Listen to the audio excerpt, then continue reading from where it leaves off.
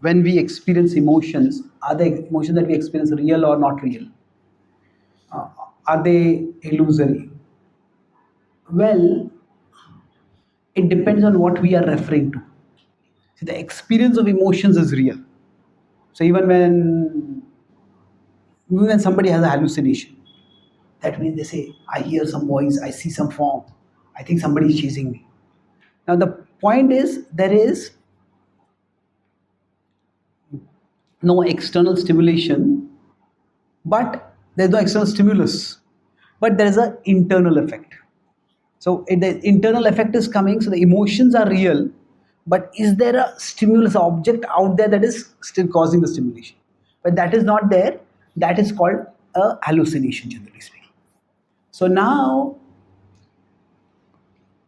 from the philosophical perspective, Krishna is real. Krishna is the supreme reality. And when we experience some joy, is it a hallucination? Well, if we are connecting with Krishna through the practice of bhakti, then it is not a hallucination. Now, when we say, how do you know Krishna really exists? That's a valid question. Nowadays, the most promising area of interface between science and spirituality, tomorrow afternoon we'll talk on this topic, is brain science.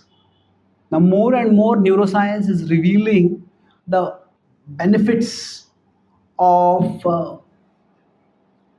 spirituality, of meditation, of mantra chanting, of mindfulness, of deep breathing, of recitation of prayers, whatever. And what do they find? That the brain gets rewired. That certain areas of the brain which are associated with a very calm state, of very peaceful, joyful state of being, those areas of the brain are activated. Now this is undeniable. Now, but what is the implication of that? With respect to that, there are books like The Brain Wars, which have been written. So brain wars means some people say that God is not a reality. What you think of God, it's just that part of the brain being activated. That part of the brain is activated, you experience that, but that's all there is to it. The other people who say that actually when we experience something, there is a reality and we are connecting with that reality. Now, how do we actually know that? So the two tests, like the two main tests for knowing whether it's just an experience inside or there is an object outside based on your experience. One of the tests is how long does the effect last?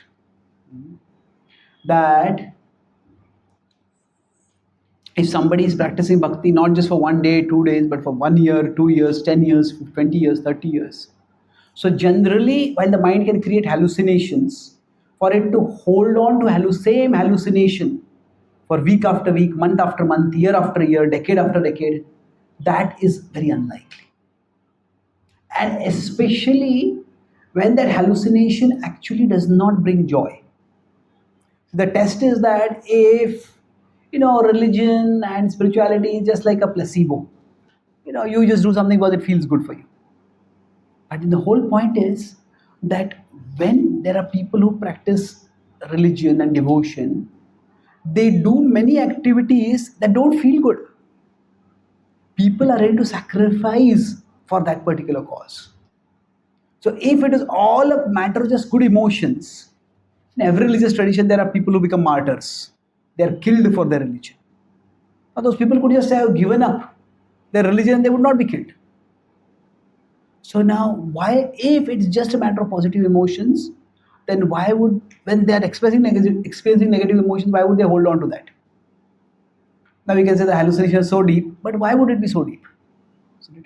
So broadly speaking, spiritual practices, yes, they activate certain parts of the brain, they help us to experience certain emotions, but the process of bhakti, pratyaksha vagamam dharmyam, it also gives us experience of a higher reality.